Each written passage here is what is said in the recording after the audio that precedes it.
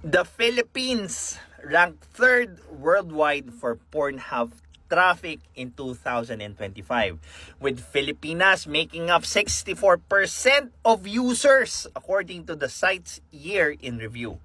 Most viewers were 18 to 24 years old, accessed the site via mobile, and spent nearly 11 minutes per visit. And Pinay was the country's top search term and ranked third globally. So, how do you interpret this kinds of data?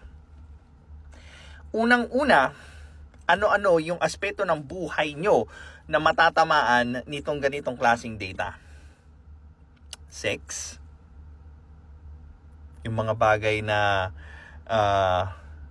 natatouch din ng sex, relationship, so on and so forth.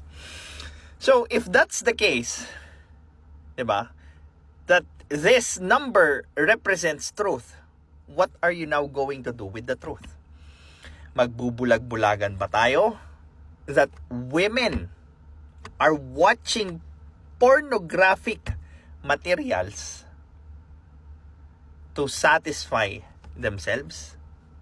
Now, in relation with these influencers na naglipana sa social media saying that, hey, this is how women should act, this is how they should do, ito dapat gawin nila, blah blah blah, ito lang sila, dapat ganito lang, so on and so forth. Now, isn't that punishing what is true? And what do you think would happen if you punish the truth? Do you think makukuha mo pa yung katotohanan? No, of course no. You are going to be given, if i-feed kayo ng mga salita, ng mga actions na gusto niya lang marinig, because again, you are allergic to what is true. And ano yung katotohanan? Ayan na, sumasambulat na sa harapan nyo. It's just that you are too fragile to face the truth. You are too egoistic to always see yourself as the only person capable of making your partner happy. Ouch! And to add more insult to the injury, that's one of the biggest mistakes ng mga pumapasok sa relationship.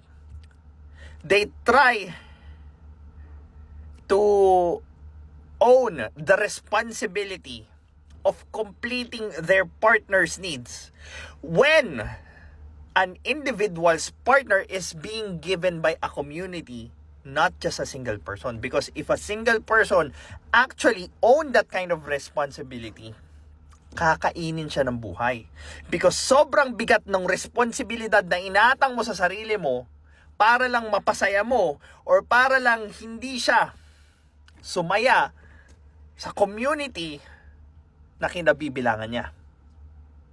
There's really a lot to discuss about this topic, but the topic of cheating touches so many taboo topics that we Filipinos do not dare to actually discuss what is true. Instead, we always discuss what should.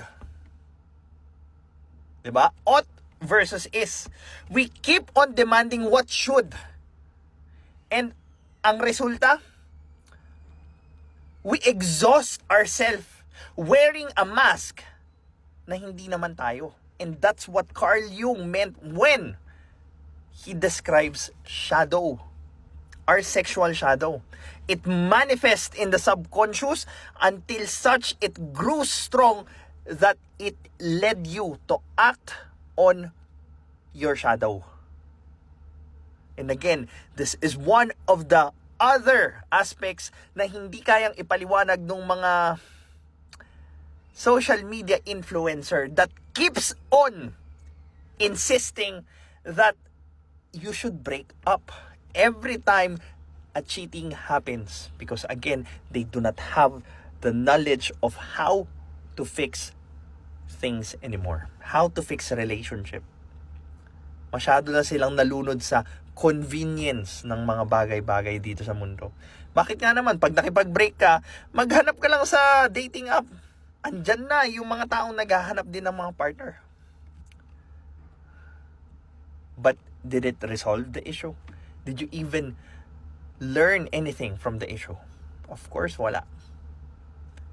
Kasi nga, para sa inyo, cheating is cheating kasi. Wala nang explanation dyan. Hindi na dapat inaalam yan. Hindi na dapat inuungkat yan. Well, tagaan nyo sa bato.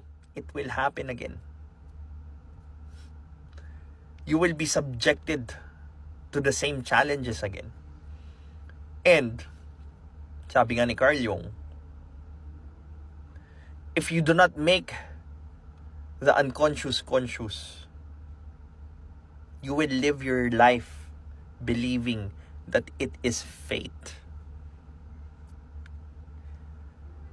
This is your lifestyle coach, Mark. You could book a free clarity session so that we could check if we could work together towards your goal. Have a good day.